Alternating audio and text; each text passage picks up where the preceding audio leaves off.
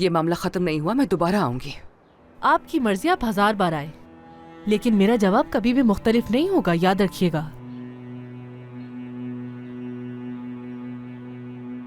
खुदा हाफिज।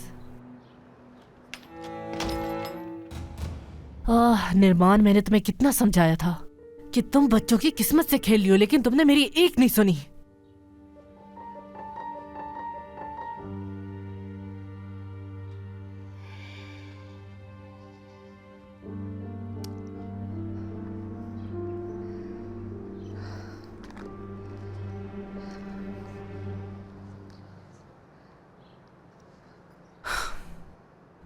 सलीम साहब, ये औरत कुछ तो जानती है, लेकिन मुझे बता के नहीं दे रही है वो।